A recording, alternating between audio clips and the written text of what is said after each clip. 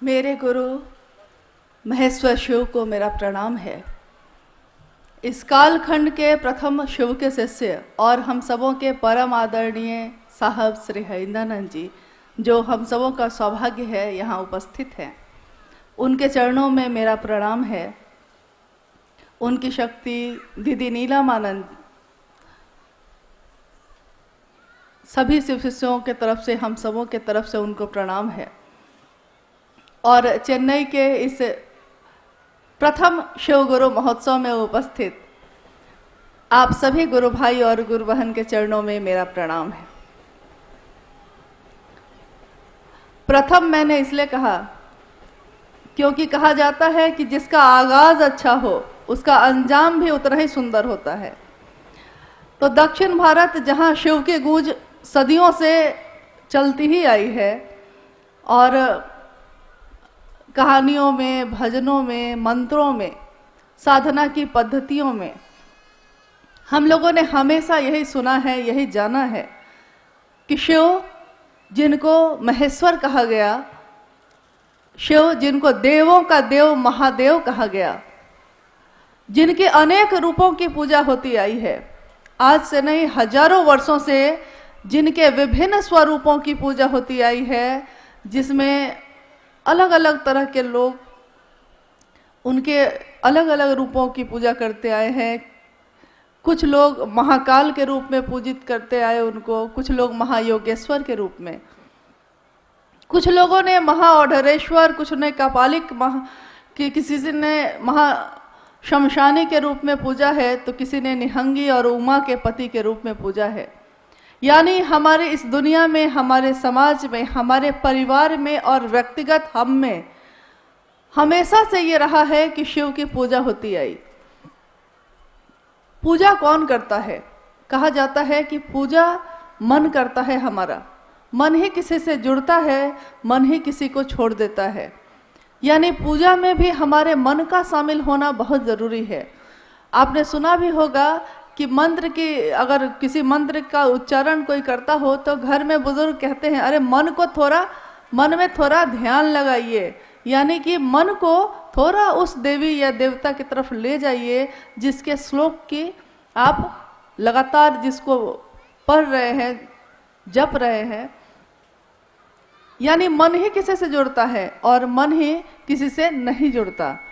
सबसे ज़रूरी यही आज तक हम लोगों ने समझा कि मन जिसको अपना समझता है, जिसकी परवाह करता है, हम मेरा है ये तो मैं उसकी परवाह करता हूँ, मेरा नहीं है तो मैं उसकी परवाह नहीं करता। इसी मैदान में जब शुरू में यहाँ का फोटो भेजा गया था तो यहाँ क्या था? चारों तरफ बड़ी बड़ी झाड़ियाँ थी, घास थे उगे हुए। आज जब आपके गुरु शिव का महोत्सव यहाँ हुआ तो आपने इसी जगह को कितने सुंदर ढंग से साफ सुथरा करके सजा दिया है। मेरे गुरु शिव का महोत्सव है आज, तो इस जगह को सजा दिया। कल को फिर आप नहीं आएंगे देखने। क्यों नहीं आएंगे? क्योंकि आपको लगेगा कि ये मेरा तो था ही नहीं, ये मेरा है ही नहीं। मेरा घर मेरा है, उसकी सफाई हम करते हैं, उसकी देखभाल हम करते हैं। मेरा परिवार, मेरे बच्चे, मेरा पति, मेरी पत्नी, मेरे माँ बाप, यानी जिस भी चीज़ से मेरा जुड़ा है, मेरी संपत्ति, मेरी ज़मीन, जिस चीज़ से भी मेरा जुड़ा हुआ है उसके प्रति हमारा मन परवाह करता है। और ये परवाह आपके लक्षण दिखाई दे जाते हैं कि आप कितनी परवाह किसकी करते हैं। हमारे ही समाज में, हमारे ही परिवार में ऐसे कितने लोग हैं, एक माँ के बच्चे हैं, एक माँ की संतान है, लेकिन जब बड़े होते हैं और संपत्ति का बंटवारा होने लगे तो क्या होता है? मन से भाई के प्रति भाव ही खत्म हो जाता है। एकदम पक्के दुश्मन नजर आने लगते हैं उस समय। संपत्ति, चीज़ें, ये सब चीज़ें इतनी ज़्यादा प्रभावी हो जाती हैं कि मन से भाई का भाव खत्म हो जाता है। और जिस दिन ये भाव खत्म हो जाता है हम उसकी परवाह करना भी छोड़ देते हैं। माता पिता बुजुर्ग हो जाएं और जिन्होंने पूरा जीवन हम लोगों को दे दिया हमारी उन्नति के लिए, हमारे परिवारजन के लिए, आज जब वो बूढ़े हो जाते हैं तो हमारे पास उनके लिए समय नहीं होता, मन से भाव खत्म हो जाते हैं, तो पता चलता है कि माँ है, पिता पिता हैं, ये भी याद नहीं रहता। तो वो शिव जो हजारों हजार साल से पूजित तो हुआ, घर घर में जिसकी पूजा हुई, शिवलिंग पे जिसके प्रतिदिन न जाने कितने जगहों पे जल का अर्पण किया जाता है, नमः शिवाय मंत्र की गूंज हर जगह होती है, और उनके महामृत्युंजय मंत्र ओम त्र्यंबकम यजामहे कितने जगहों पे, मंदिरों में, घरों में उसके जप होते हैं। लेकिन हम लोगों ने कभी ये नहीं सोचा कि हम जिसकी उपासना करते हैं, हम जिसकी पूजा करते हैं, उसके प्रति हमारा मन कितना जुड़ा हुआ है।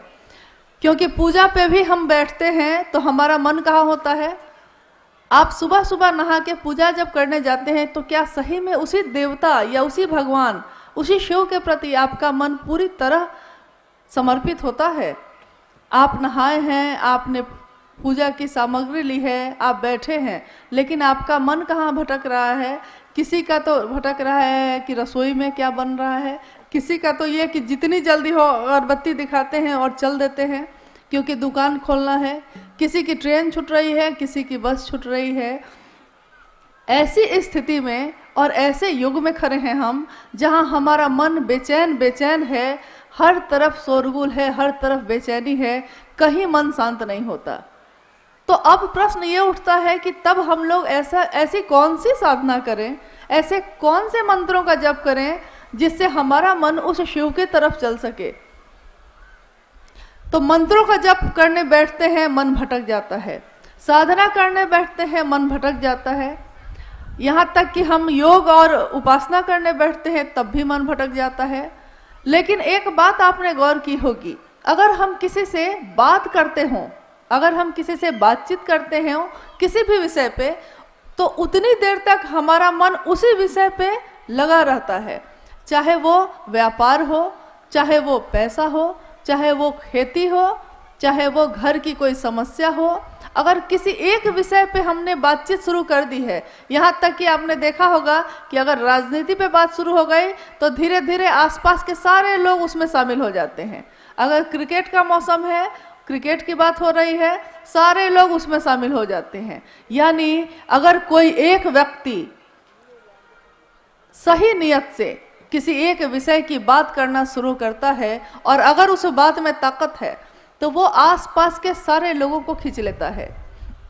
इसी तरह जब हम शिव की बात भी करना शुरू करते हैं तो एक तो खुद हमारा मन उस शिव की दिशा में फोकस होने लगता है, केंद्रित होने लगता है, और जिससे हम बात कर रहे हैं सामने वाला वो भी धीरे धीरे शिव के तरफ उसका मन होने लगता है। यहाँ तक कि मैं और वो जो बात कर रहे हैं तो आसपास के लोग भी धीरे धीरे रुक के सुनने लगते हैं कि क्या बात हो रही है, क्या बात आखिर कर रहे हैं ये लोग, ये क्या है 3 सूत्र, ये क्या है शिव को गुरु मानने की पद्धति।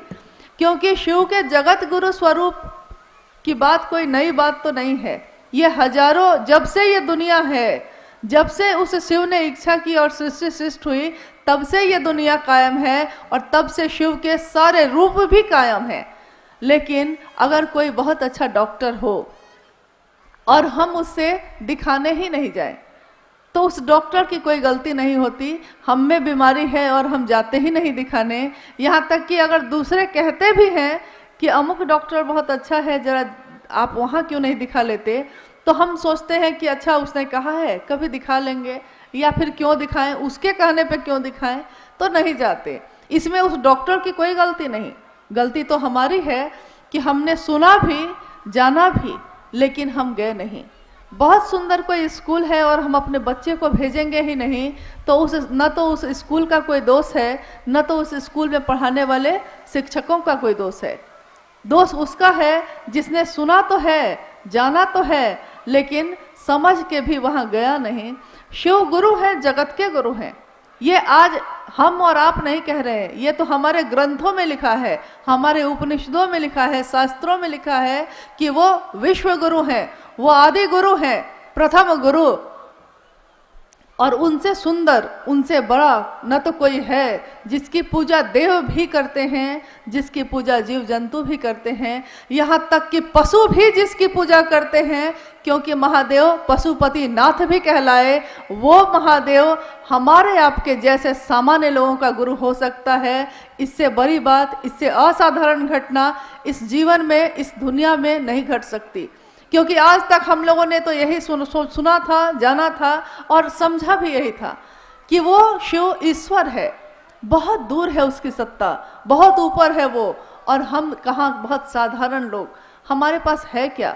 न हमसे मंत्र जप होता है, न हमारा मन केंद्रित होता है, न हमें संस्कृत आती है, न तो हमें बहुत सुंदर कोई बात आती है, तो वो शिव मेरा नज़दीकी कैसे हो सकता है?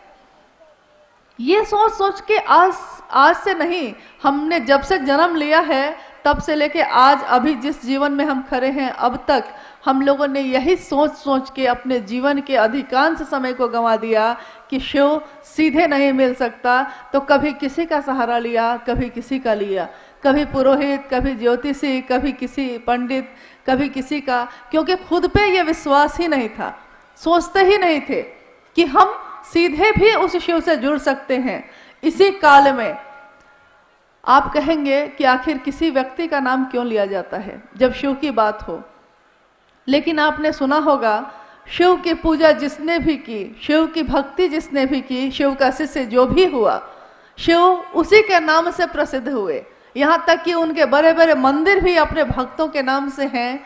शिव अपने शिष्यों से जाने जाते हैं, शिव अपने भक्तों से जाने जाते हैं।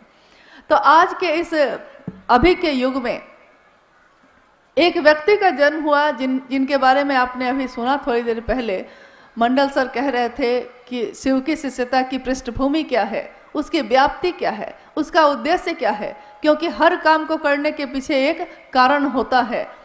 तो वो व्यक्ति जिनका नाम, जिसको हम लोग प्यार से अभी कह रहे हैं वरेण्य गुरु भ्राता साहब श्री हरिंदानंद जी, उनके जीवन में बहुत सी घटनाएं होती चली गई, हमारे आपके जीवन में भी होती हैं।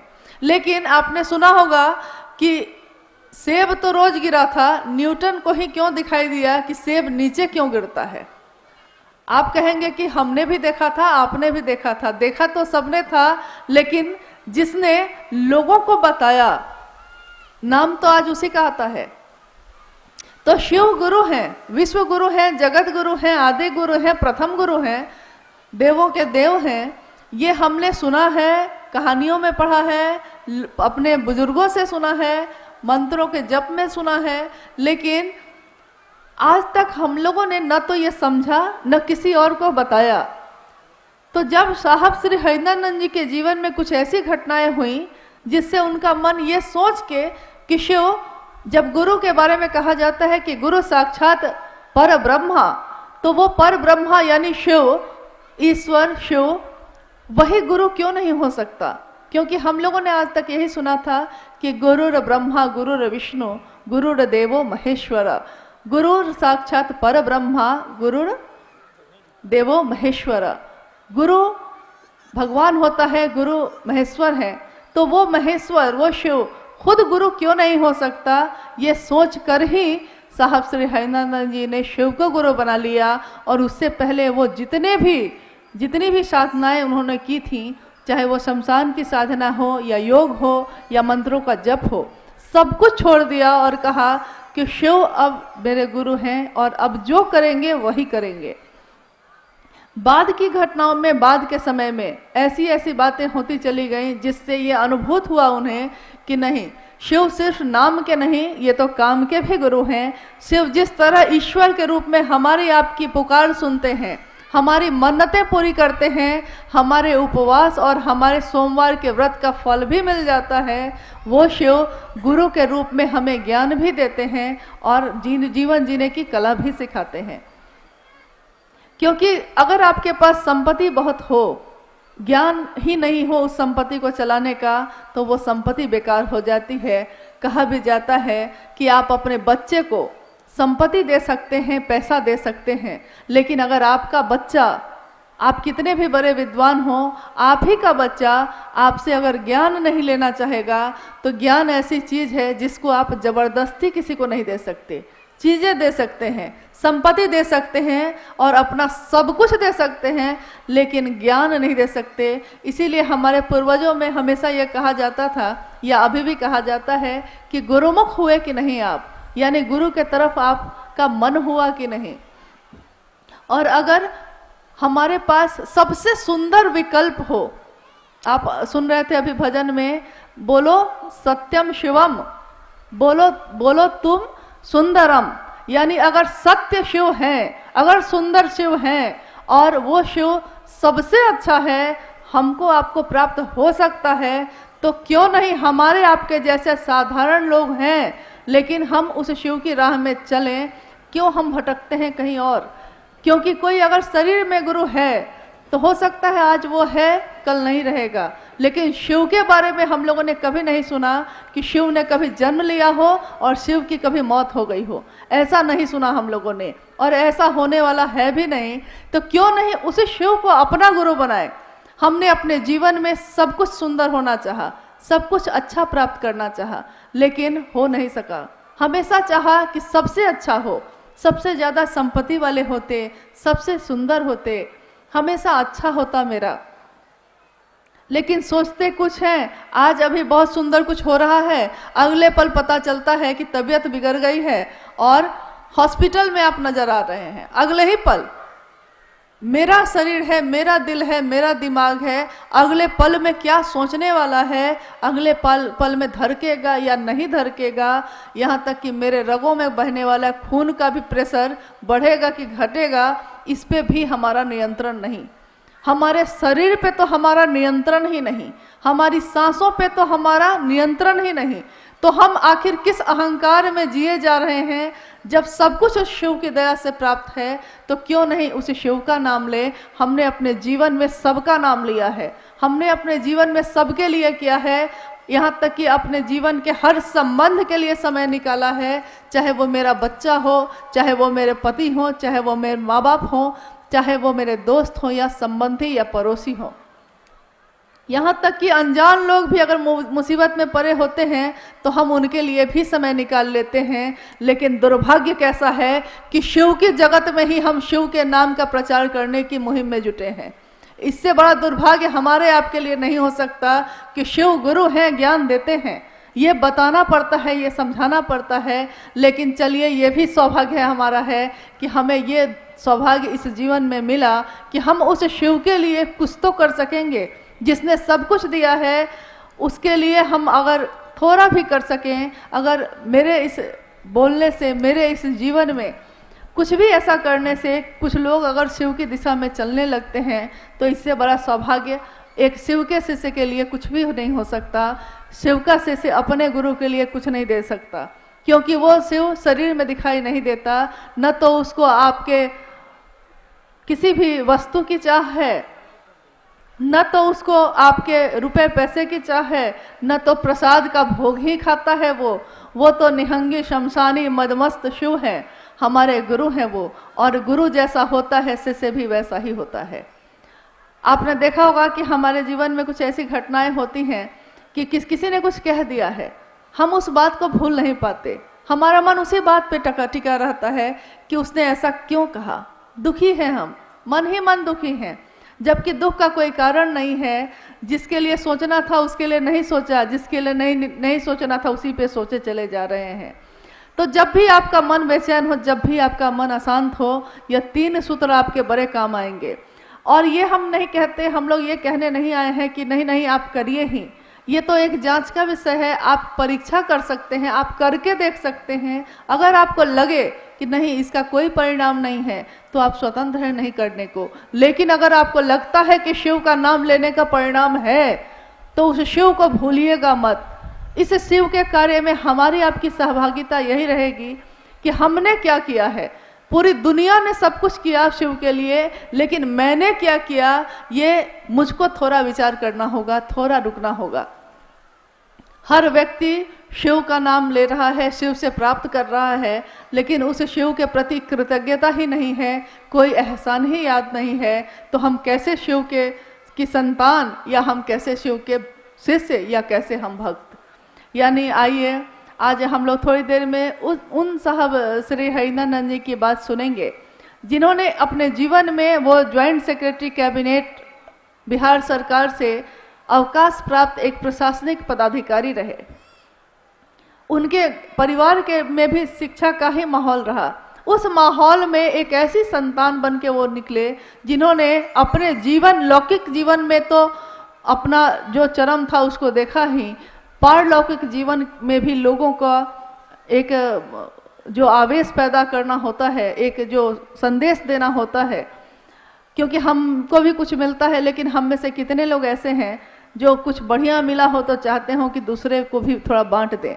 इस जगत में, इस दुनिया में हर व्यक्ति इसी चाह में चलता है कि कौन मुझको जान ले, कौन कहाँ मेरी स्थापना हो जाए, मैं ही गुरु क्यों नहीं बन जाऊं, क्यों नहीं ये सारे लोग मेरे ही शिष्य बन जाएं। ऐसे जगत में शिव के शिष्य भी आए हैं जिन्होंने कहा है कि जब वो जगत गुरु शिव स्वयं गुरु है तो क्यों नहीं हमारे आपके जैसे लोग उनको गुरु मानते हैं। कहाँ कहाँ भटकते रहेंगे और कब तक भटकते रहेंगे। शिव के शरण में चलें, शिव के पास चलें, शिव से दया मांगें, शिव की चर्चा करें और उस शिव को उन्हीं के पंचाक्षरी मंत्र नमः शिवाय से प्रणाम करने का थोड़ा अभ्यास करें। थोड़ा मन में ये अभ्यास आ जाए कि मन जप ले उस शिव का नाम।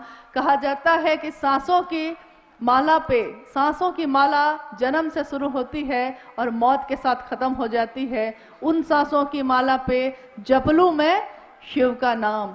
हे शिव, आप मेरे गुरु हैं, मैं आपका शिष्य हूँ, मुझे शिष्य पे दया कर दीजिए। ये कह आप अपने मन से कह के तो देखिए, देखिए उस शिव की दया तो चल ही रही है। हम ही लोग उनकी तरफ नहीं जाते, हमारा ही मन नहीं जाता। थोड़ी उस शिव की चर्चा करके देखिए क्या होता है जीवन में। थोड़ा उस शिव को नमः शिवाय मंत्र से प्रणाम करके देखिए। इसके लिए भी आपको न तो कहीं जाने की ज़रूरत है, न तो किसी भी चीज़ की ज़रूरत है। सांस चलती है आपकी, आती है और जाती है। उसी सांस पे आप बहुत सहज और सरल ढंग से नमः शिवाय का अभ्यास कर सकते हैं। जब सांस अंदर जाती है मन में सोचिए नमः जाता है, जब सांस बाहर आती है सोचिए कि शिवाय जाता है। नमः शिवाय, नमः शिवाय, ये एक ऐसा वर्तुल कायम करता है जो हमारे मन में भी उस शिव की गूंज पैदा कर देता है। हम नहीं जानते कि उस शिव का तत्व क्या है, हम नहीं जानते वो शिव कैसे दिखते हैं, सचमुच में उनका आकार कैसा है, लेकिन हम लोगों ने तस्वीरों में भी देखा है कि जो शिव के शरण में रहता है, जो शिव के मन के पास अपना मन ले जाने की कोशिश करता है, उसके मन की तमाम संकीर्णताएं खत्म हो जाती हैं, स्वतः ही खत्म हो जाती हैं। साहब की लिखी हुई एक किताब है शिष्यानुभूति, छोटी सी किताब है। क्या आप लोगों के पास, किसी के पास है वो किताब? आप लोगों में से किसी के पास शिष्यानुभूति है? कभी पढ़ा है आपने?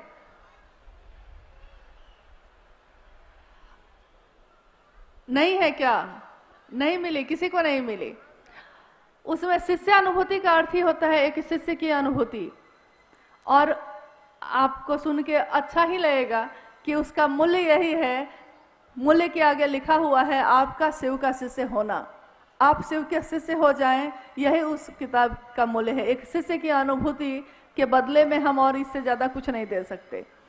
तो उसमें लिखा है साहब ने कि शिव भाव के शिखर की तलहटी में ही समस्त संकीर्णताएं तिरोहित हो जाती हैं।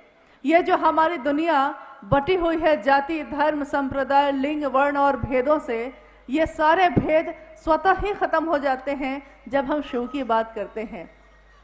आपने देखा होगा सावन के समय में हम लोग सोचते हैं कि शिव के लिए जल लेके चलें, सारे लोग एक साथ चलते हैं नमः शिवाय बोल बम बोलते हुए, और एक साथ शिव के भजन, शिव के गीत गाते हुए चलते हैं। हम भूल जाते हैं कि हम किस जाति के हैं, हम भूल जाते हैं कि हम किस संप्रदाय, कहाँ के हैं, कैसे हैं, क्या रंग रूप है हमारा, अमीर है या गरीब है। थोड़े दिनों की यात्रा में अगर शिव की गूंज होती है, शिव का नाम लेते हैं, तो हमारे मन की ये सारी संकीर्णताएं खत्म हो जाती हैं। सोचिए अगर पूरे जीवन में ये गूंज हो जाए, पूरे जीवन के पल प्रतिपल और हर सांसों में उस शिव को नमन हो जाए, तो क्या नहीं हो सकता। एक शिव के शिष्य के लिए कुछ भी असंभव नहीं है। मानव ही ऐसा है जो जीव से शिव हो सकता है, जिसमें एक संभावना है, ठीक वैसे ही जैसे एक बीए में एक संभावना होती है पेड़ बन जाने की, संभावना है वो, लेकिन अगर आप उसको रोपिएगा नहीं, उसको धरती में गाड़िएगा नहीं, उसकी सेवा नहीं करिएगा, तो उसमें से, उस बीए में से, उस बीज में से पौधा नहीं निकल सकता, फूल पल्लवित और पुष्पित नहीं हो सकता। शिव का प्रेम भी हम में आप में जन्मजात ही पैदा होने के साथ ही है, लेकिन हम लोग उस शिव के प्रेम को भूल गए हैं। आइए इस शिव गुरु महोत्सव के माध्यम से, शिव की बात के माध्यम से हम अपने मन में बड़े उस बीए को थोड़ा सिंचित करें, थोड़ा सींचे, अपने मन के भाव से, अपने विचारों से, अपनी बोली से, अपने प्रणाम से, ताकि हमारे मन में भी शिव की शिष्यता पल्लवित हो, पुष्पित हो और हमारा आपका जीवन भी शिवमय हो। थोड़ी देर में साहब श्री हरिनानंद जी से हम लोग सुनेंगे कि कैसे हम अपने गुरु की दिशा में चल सकते हैं, किस तरह चलें, क्या करें। इसके लिए थोड़ी देर में वो तुरंत उपस्थित होंगे और हमारा अनुरोध होगा उनसे कि हम सभी शिव शिष्यों को ऐसी ऊर्जा दें ताकि आने वाले समय में हम अपने शिव के लिए कुछ भी काम आ सकें। हमने अपने जीवन में सबके लिए किया, थोड़ा शिव के लिए भी करें। आइए चलते हैं और आप सभी के चरणों में मेरा प्रणाम है, इसी अनुरोध के साथ कि आज मिले तो हैं, लेकिन इस मिलन को भूलिएगा नहीं, इस बात को भूलिएगा नहीं। हम न रहेंगे, आप न रहेंगे, लेकिन हमारी संतान, हमारे परिवार, हमारे इस दुनिया में शिव का नाम चलता रहे। बस यही हमारा सबसे बड़ा कार्य, सबसे बड़ी सहभागिता शिव के गुरु कार्य में होगी। आप सभी के चरणों में मेरा प्रणाम।